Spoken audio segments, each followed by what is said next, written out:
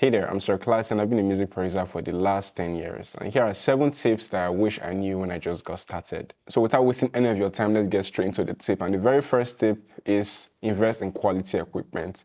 Now, when I just got started, I invested some money in a lot of cheap equipment like cheap computers, cheap speakers, cheap mics. And what I found was eventually I saw myself buying them again, buying higher quality equipment and at a higher price because of inflation. So if I just waited a little bit and invested in a better computer, better speakers, better microphones, I would have had an easier learning experience. I would have had more reliable equipment that won't crash on me, that won't make my files go missing, or that would just, ghost when I need it the most.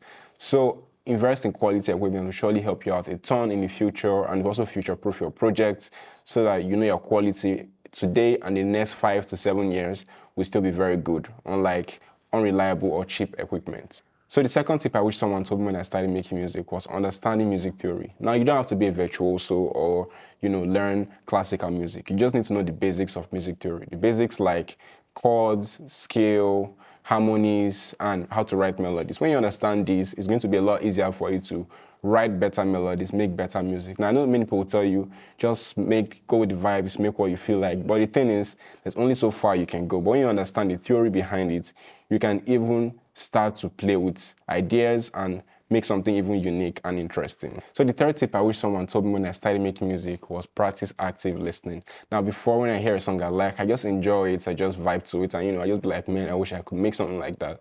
But you could actually listen and ask yourself, what sounds do they use to make the chords? What sounds are in the drums? What sounds are used for the bass line? What sounds are used in this part or that part? That would challenge you to think deeper and even help refine your sound selection process. So when next you're listening to a song, ask yourself the question, what sounds, or at least the family of sounds you can hear in this song.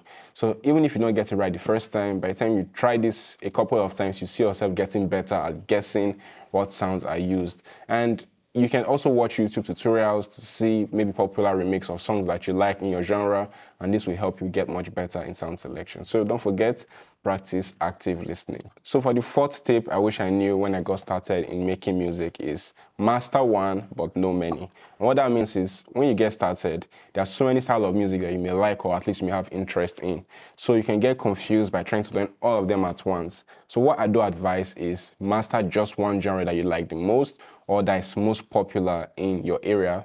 Learn it, like it, understand it, the in and out before you jump into other genres. And why this is important is that a lot of music, or rather, a lot of popular music styles or music genres have similar theories that bound them, okay? So when you understand how one genre works, it's easier for you to understand how the next genre works and even how other genres works. And why it's also important to master one and learn many is because you can incorporate what you've learned from other genres into your primary genre. For example, I mastered how to make Afro beats.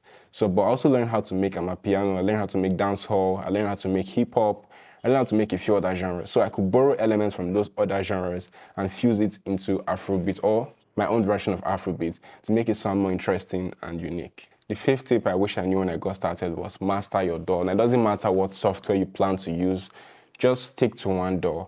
Or if you're not sure what DAW to try or what music software to try, most of them do offer free trial versions.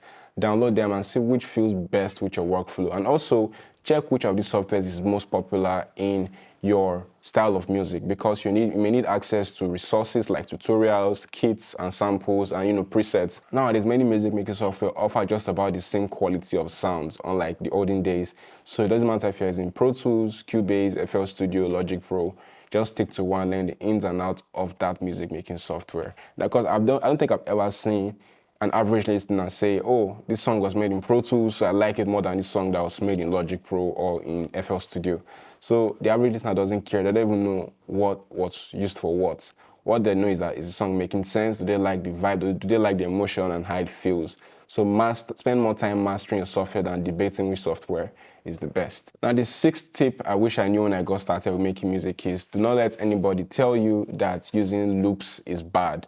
Now, loops are actually made by people just like you and I.